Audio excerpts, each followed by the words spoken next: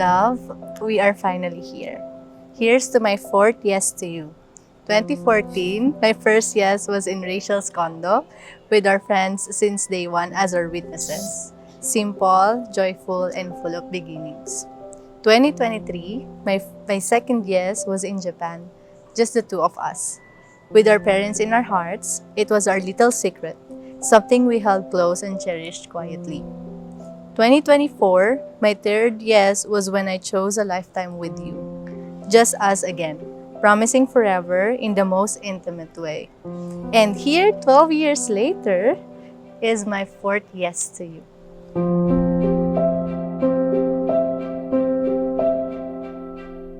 Pero sa lahat ng yes na binigay ko sa'yo, hindi alam ng iba na mas marami kang yes na binibigay sa akin. Yes, sa pagsuporta mo sa akin simula pa lang, noong mga panahon na kahit piso, hindi pwedeng malaglag kasi hindi mo ako mayahatid pa uwi kasi magkukulang yung pamasahe natin. Sa yes mo, sa hindi pagpigil sa akin na gawin at abutin ang mga pangarap ko kahit alam mong magiging mahirap at magkalayo tayo.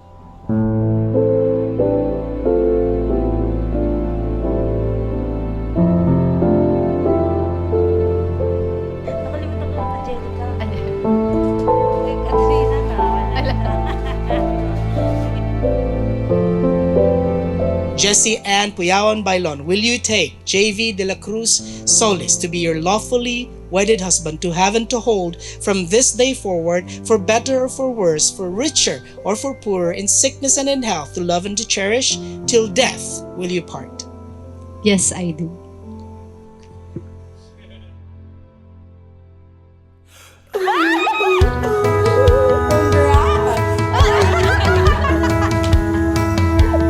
Congrats, welcome to the club. Let's go!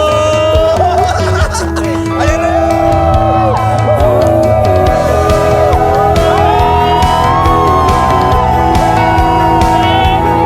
Uy, kailangan mas maingay tayo sa kanila. Huwag kayong papayag.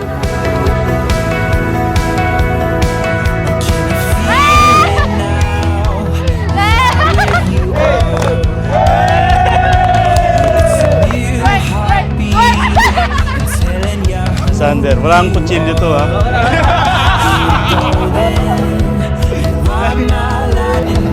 Pang JD natin mamaya. Buksan mo daw. Ito ya?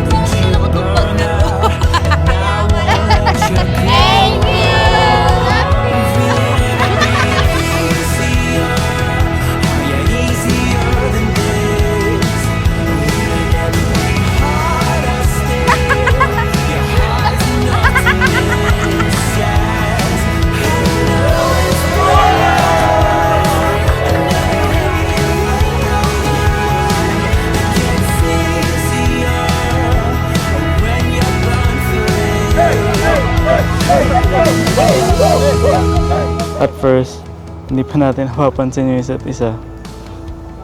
Pero well, feeling ko naman napapansin mo ako. Sa gwapo kong to, mahirap i-ignore. Hindi ko man po masisigurado na mabigyan siya ng magandang buhay, pero gagawin ko pong lahat. Ang tanging sigurado lang po ay mabigyan ko siya ng magandang lahi.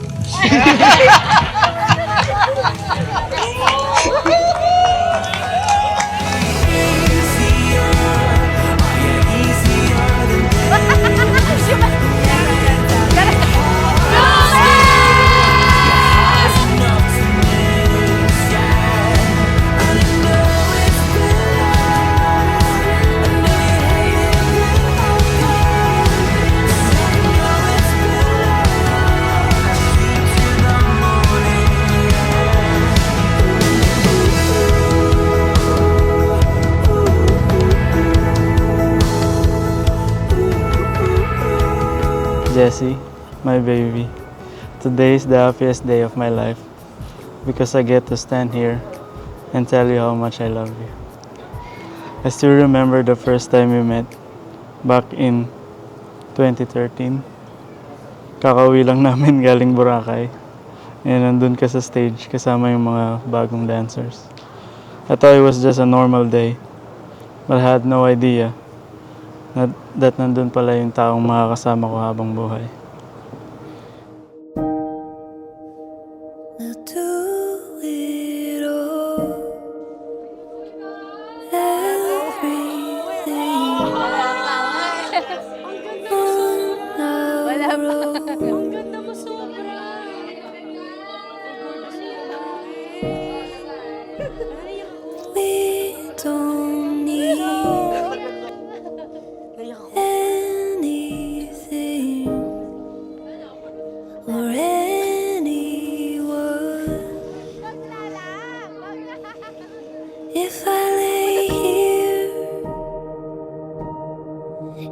I just lay here, would you lie with me and just forget the world?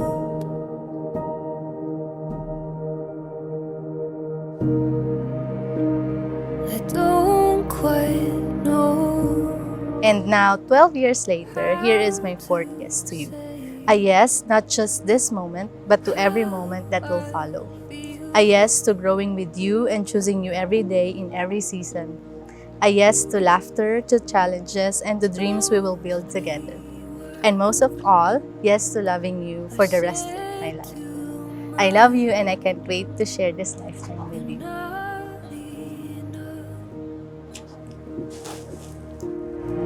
If I lay here,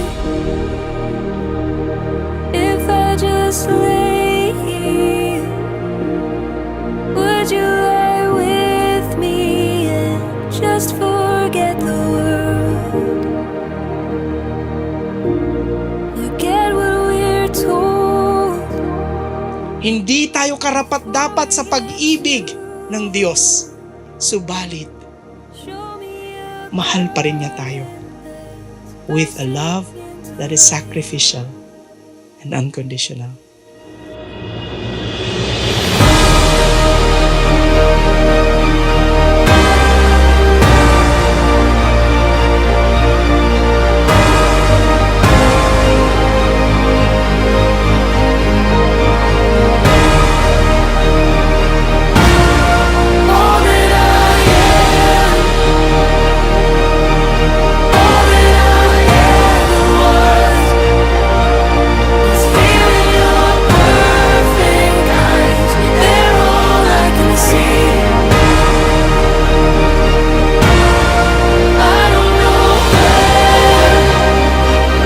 I love you more than words can say and more than words can hold. So today, I vow, nangangako ako na ikaw lang at ikaw lang ang mamahalin ko araw-araw habang buhay.